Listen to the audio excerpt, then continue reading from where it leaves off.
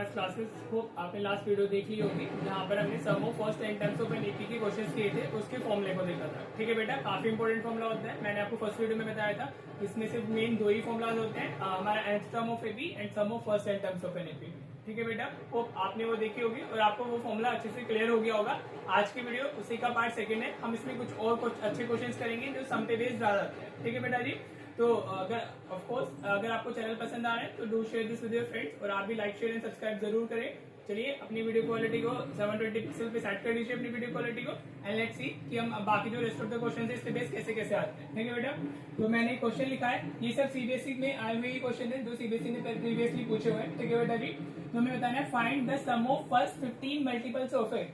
ठीक है, देखो कितना इजी क्वेश्चन है और 2 मार्क्स से 3 मार्क्स के लिए इजीली आ सकते हैं। ठीक है बेटा जी, तो अगर मैं इसके आंसर की बात करता हूँ, फर्स्ट हमें 15 मल्टीपल्स ऑफ 8 लेने, तो फर्स्ट मल्टीपल 8 होगा, फिर 16 होगा, फिर 24 होगा। ठीक है बेटा जी, तो इस तरीके से हमें एपी मिल जाएगी। ठीक है, आप एपी लिख भी सकते हो, नहीं भी लिखोगे तो भी चल जाएगा। ठीक है बेटा जी, तो यहाँ से हमारा क्या हुआ, ए की वैल्यू कितनी आ गई हमारी 8 आ गई, डी की वैल्यू कितनी होगी वो भी 8 ही होगी, because we are taking the multiples of 8 ना। इस टाइप के क्वेश्चंस में जो ये होता है हमारा that act as the D. ठीक है बेटा, तो डी भी हमारा कितना हो गया 8। अब हमें फर्स्ट 15 मल्टीपल्स लेने, तो एन की वैल्यू हमारी कितनी हो जाती है, एन की वैल्यू हो गई हमारी 15। ठीक है बेटा जी, राइट। बस अब क्या करना है, अब आपको सिर्फ फॉर्मुला यूज करना है sum of first 10 terms of AP का, तो आपको आंसर मिल जाएगा। देखो कितना डायरेक्ट फॉर्मुला बेस्ड क्वेश्चन है।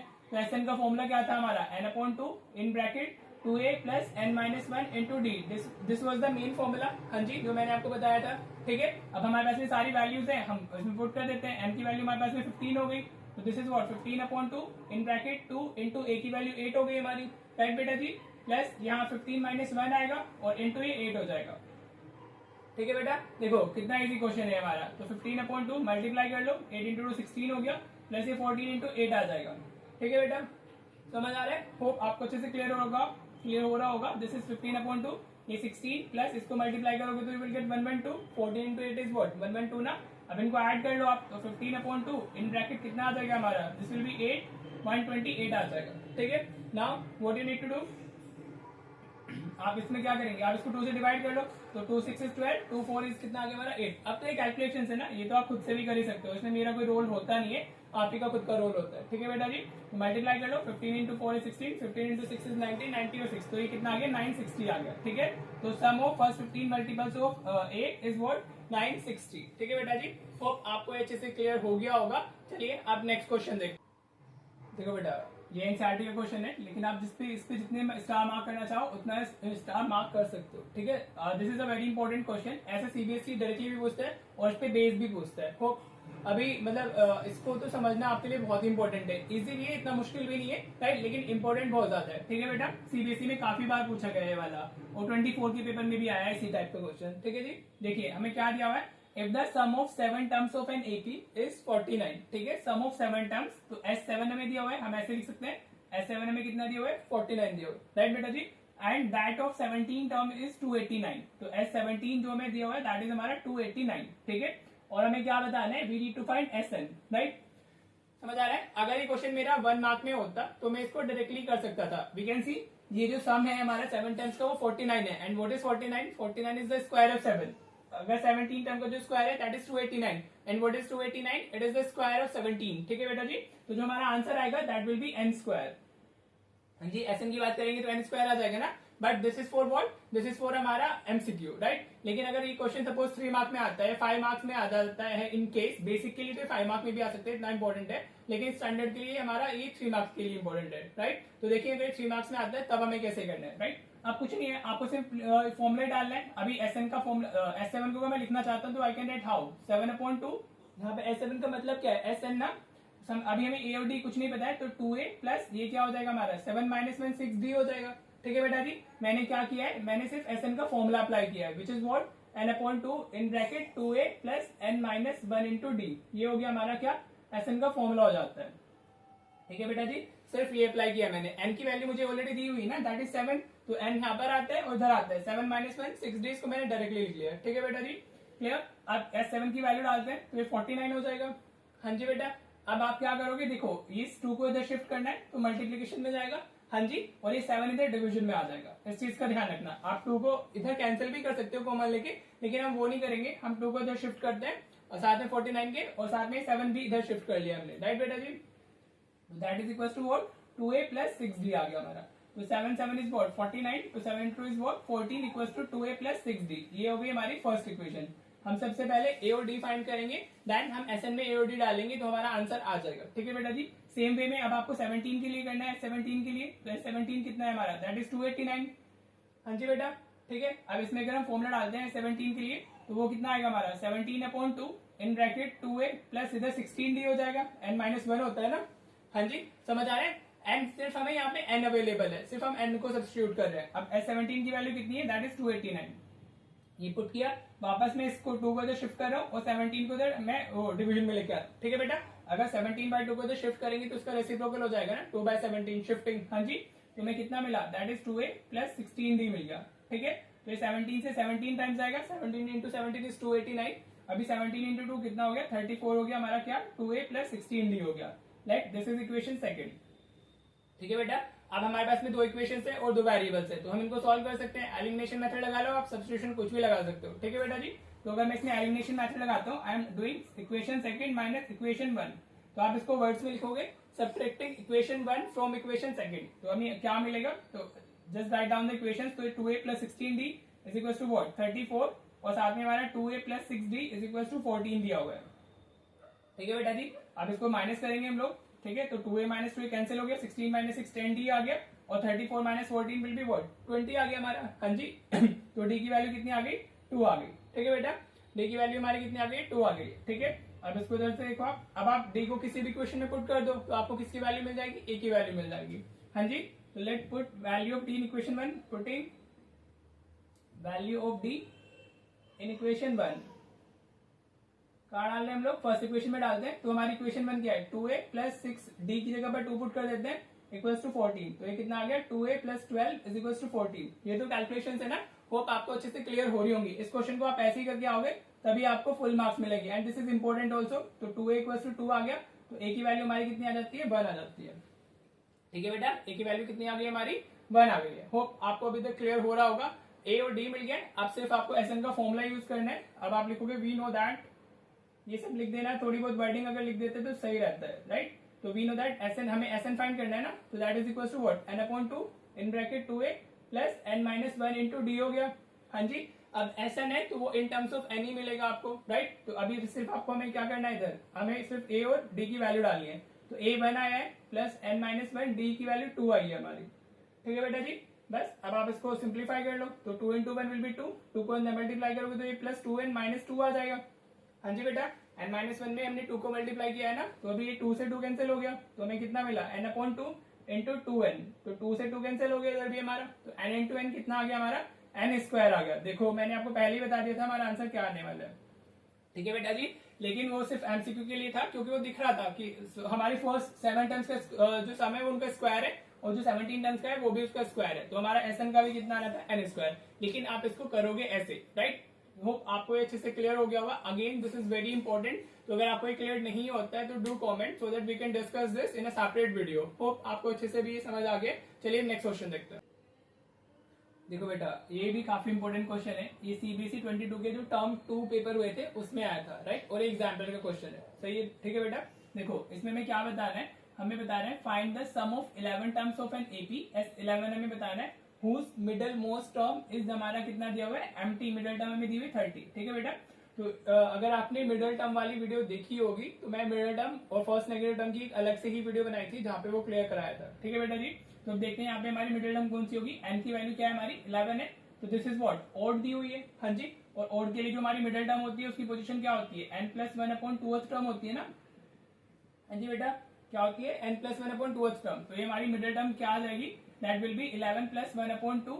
हाँ जी, तो ये कितना हो जाएगा 11 + 1 इज व्हाट हमारा 6 हो गया। हाँ जी, सॉरी 11 + 1 इज 12। तो हमारी ये क्या आ गई 6 टर्म आ गई हमारी, क्या आ गई 6 टर्म की वैल्यू हमारी 6 term will be the middle term, ठीक है बेटा।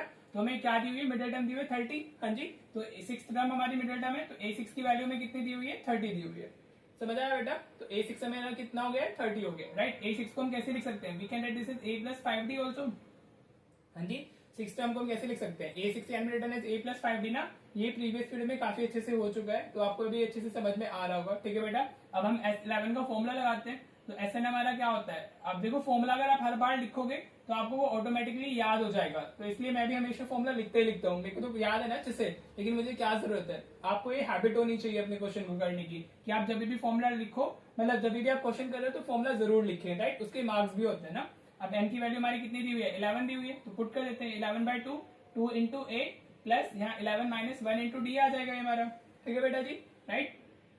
तो 11/2 2a प्लस ये कितना हो गया 10d हो गया, हाँ जी 11 माइनस 1 इज 10 ना, राइट। तो अगर आप अंदर से 2 कॉमन लेते हो तो आपको क्या मिलेगा, हाँ जी, अगर हम यहाँ से दोनों से 2 कॉमन ले ले तो ये a प्लस 5d हो जाएगा ना, हाँ जी, 2 कॉमन लिया तो यहाँ से 2 निकला तो 2 और यहाँ से 10 निकला तो 5 आ जाएगा, राइट। 2 से 2 कैंसिल हो गया and now you can see a plus 5d, क्या बचा हुआ है आपका a प्लस 5d, और a प्लस 5d की वैल्यू कितनी है आपकी 30 दी हुई है, तो आप डायरेक्टली इस वैल्यू को यूज कर सकते हो, ठीक है। इसमें अलग से a या d कुछ नहीं अवेलेबल था, तो इसमें सिर्फ डायरेक्टली a प्लस 5d की वैल्यू दी हुई थी और वही यूज होनी थी, राइट। तो हमारा जो S11 है वो कितना आ जाएगा, 11 to 3 33, तो 330 हो जाएगा हमारा आंसर। देखो बेटा कितना इजी क्वेश्चन था, राइट, और आई थिंक इसकी वेटेज भी उस टाइम पर अच्छी खासी थी, ठीक है, ये कॉन्सेप्चुअल था सिर्फ और सिर्फ, और इसकी वेटेज भी अच्छी खासी थी, 22 में आई थिंक ये 5 मार्क के लिए आया था, तो होप आपको ये अच्छे से क्लियर हो गया होगा।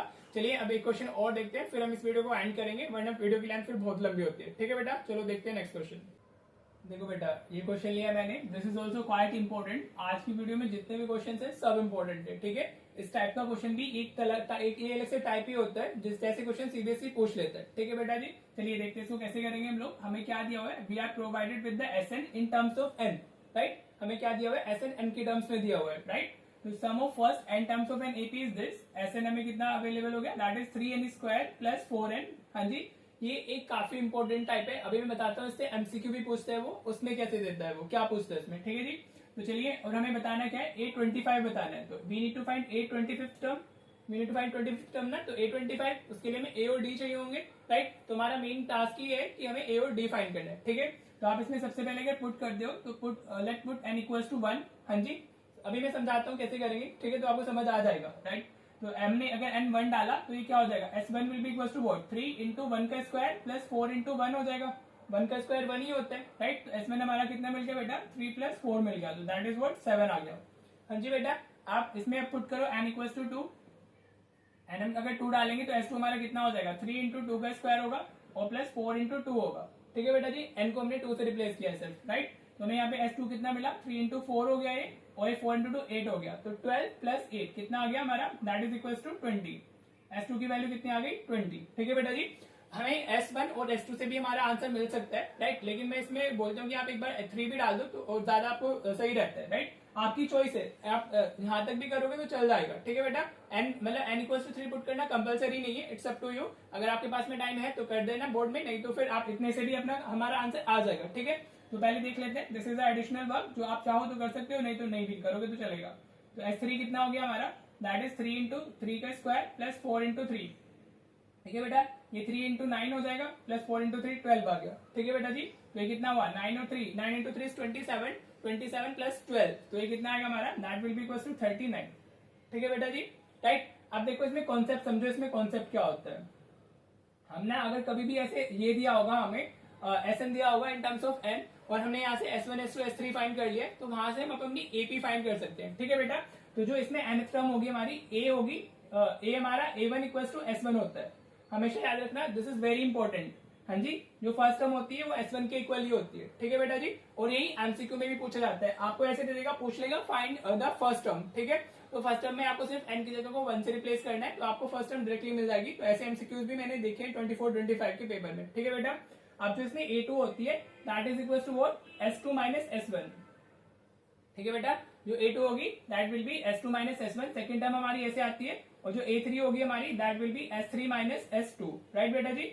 इस तरीके से हम अपनी AP की टर्म्स फाइंड कर सकते हैं, और AP की टर्म्स मिल जाएंगी, मतलब AP मिल गई तो हमें A और D तो इजीली मिल ही जाने हैं ना, राइट। तो अगर आप इसको जनरलाइज फॉर्मुला लिखते हो तो you can write AN is equal to SN minus SN minus 1, this is the generalize formula for nth term of an AP, हाँ जी।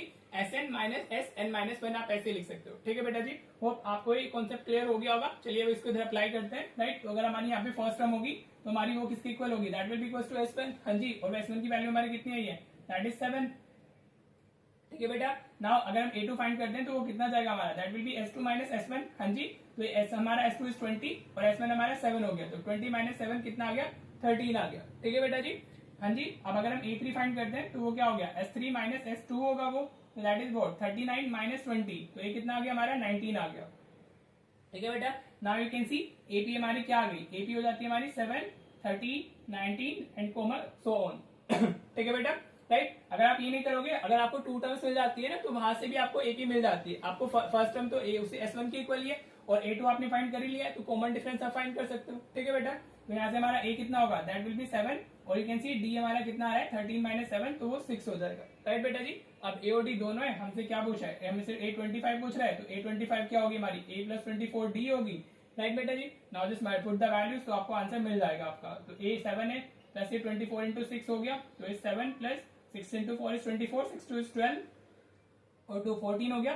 तो इसको आप मैंने ऐड करना है 144 हमारा ये 151 आंसर आ जाएगा। A25 will be 151। ठीक है बेटा जी, होप आपको ये अच्छे से क्लियर हुआ होगा। And again this is quite important, आप इसका मार्क कर सकते हो इस पे। ऐसे क्वेश्चन सीबीएसई पूछता है, एमसीक्यू के लिए वो सिर्फ इसमें फर्स्ट टर्म पूछेगा, आपको ऐसे दे देगा, पूछेगा फाइंड द फर्स्ट टर्म, तो आपको एन की वैल्यू सिर्फ 1 डालनी है and you will be getting your answer. ठीक है बेटा जी, होप ये अच्छे से क्लियर है। चलिए अब मैं आपको होमवर्क क्वेश्चन दे देता हूँ ताकि आप कुछ क्वेश्चन आपके पास प्रैक्टिस के लिए भी हो। ठीक है बेटा, तो चलिए देखते हैं होमवर्क क्वेश्चन। देखो बेटा, ये आपके होमवर्क क्वेश्चंस हैं, जैसे हमने आज की वीडियो में कवर किए हैं ऑलमोस्ट सेम वैसे ही क्वेश्चंस हैं, तो आप इनको ट्राई करना और जो क्वेश्चंस मैंने कराए हैं उनको भी एक बार खुद से कर लेना। ठीक है बेटा जी, जब तक आप क्वेश्चंस खुद से नहीं करोगे आपको वो नहीं आने वाले। राइट बेटा जी, तो जितना मैक्सिमम प्रैक्टिस करोगे उतना अच्छा स्कोर आपका होगा। ठीक है, तो होप आप अच्छे से प्रैक्टिस कर रहे हैं और आपको चैनल पसंद भी आ रहा है और आपको कॉन्फिडेंस भी आ रहा है कि आप बोर्ड में अच्छा कर सकते हैं। ठीक है बेटा, and if you are liking the channel so please do share this with your friends. Right बेटा जी, तो चलिए मिलते हैं फिर नेक्स्ट वीडियो में। Thank you so much for watching the video.